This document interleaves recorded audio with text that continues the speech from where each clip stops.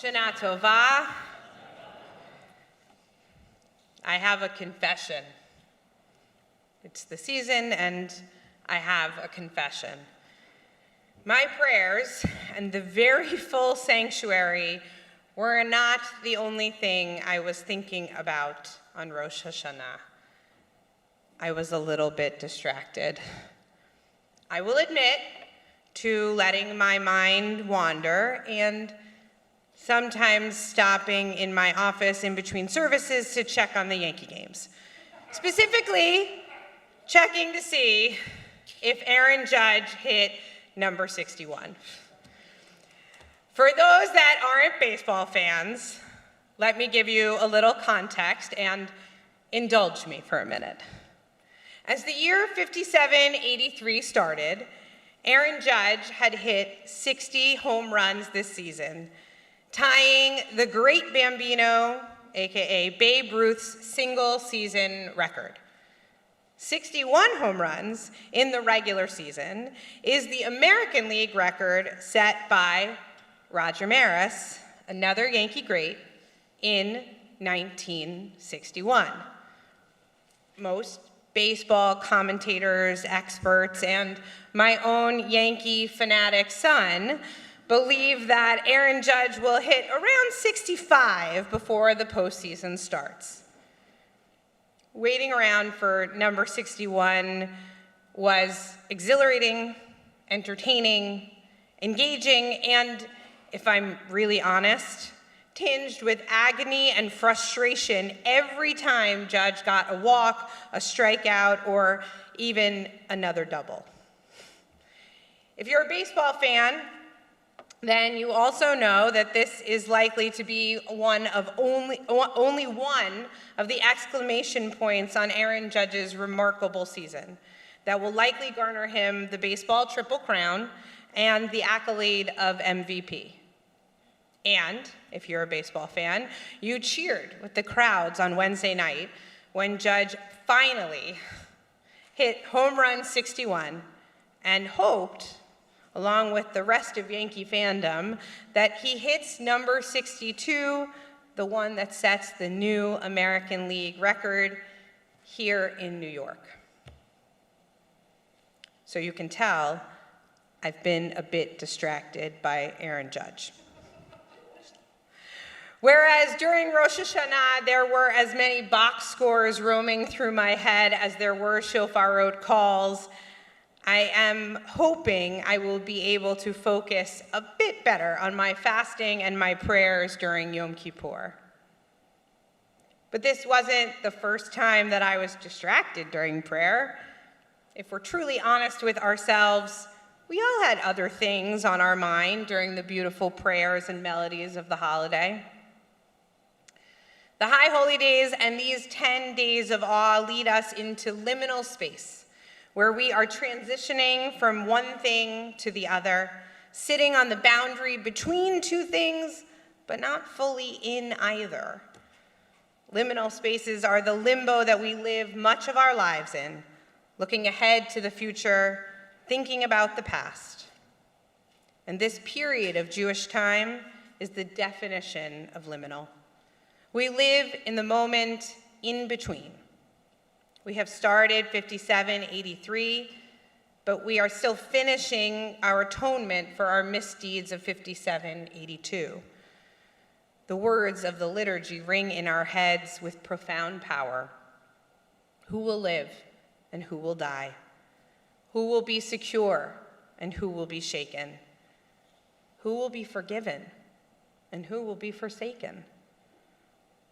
We think about the past and the future in the same moment, but all the while, we haven't moved beyond the present. During this period of holiness in the month of Tishrei, we embrace the liminal as we joyously, and maybe cautiously, celebrate a new year while slowly closing the door on the one that we are leaving behind. The space between the 61st and the 62nd home runs is quite similar to the 10 days of awe that we are enveloped in right now.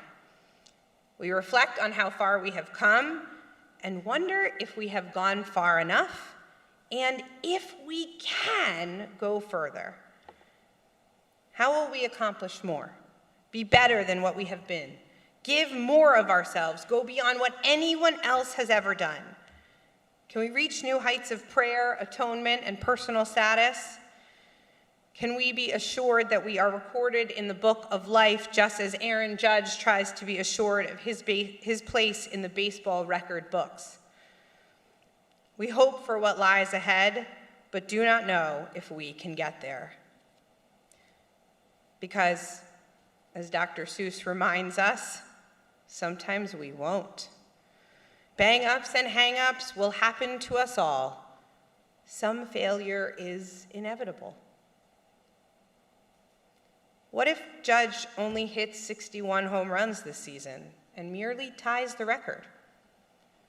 What if he never hits that next one? Or what if he hadn't even hit this one?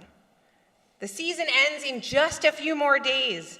Wednesday's big hit could be Aaron Judge's last before the postseason begins. Would it be so unremarkable if he had only tied Babe Ruth, or if he stays tied with Roger Maris? Would it be less special? Less worth celebrating? During Wednesday night's press conference, Judge reminded us, while this number of home runs is particularly special, it's also just another day of work. It doesn't change what he has done or the way he will approach each at-bat going forward. Every day we strive to make progress, and we should honor those small steps as much as the big record-breaking ones. We do everything we can, everything that is in our control. We show up, pick up our bats, practice our swings, and wait for the best pitches. We apologize. We are patient. We meditate and pray. We do all of this knowing we may fall short. Just as it is possible that Aaron Judge will only tie this record and not break it, we may never be greater than we have been thus far. And if that's true, if we can only get this far, can we not say Dayenu? Will we not be good enough if all we do is what we have done so far? If we only try but do not achieve, will we stop and celebrate the work that went into getting us this far? Can we pat ourselves on the back and appreciate that what we did was something, even if it wasn't everything? Sometimes we worry too much about the next great thing. So much that we do not raise up enough of the outstanding things we have already done. If we fail in 5783 in achieving our goals, in becoming better people, in doing more to help repair the world, and yet still manage to do some of that, is that not worthy of praise? Let us not be so arrogant and stiff-necked as to ignore what we have accomplished just because we didn't get that last little bit in. We must remember to celebrate each achievement, even if it isn't the greatest we or anyone else has ever done. It took 61 years of great baseball players before another Yankee could accomplish what Roger Maris did. And are we to see Thurman Munson, Derek Jeter, Bernie Williams, Paul O'Neill, or any other player as less great just because they didn't hit 61 home runs? They gave it everything they had, and we celebrate them for that. If only we could honor ourselves as much for the gifts we bring and the successes we do achieve. Aaron Judge, if you are spending the last few minutes of batting practice listening to this New York Yankee fan rabbi, maybe, thank you for allowing us to dream of what is possible with you this season. Thank you for hitting a round ball with a round bat 61 times this season. Each one of those was spectacular and worthy of the cheers you received. And if you don't set a new record, please know that what you have done is remarkable, and we will celebrate your accomplishments nonetheless. In the next few hours during this Shabbat, by Yom Kippur or by the next Shabbat, you may have broken this record and set a new milestone for future baseball players to try to surpass.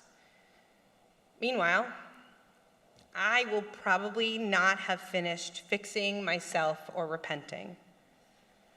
So I can only hope that I will honor myself for continuing to try as much as I rejoice in the ball being hit out of the park. And may we all be inscribed for a blessing in the book of life. Shana Tova.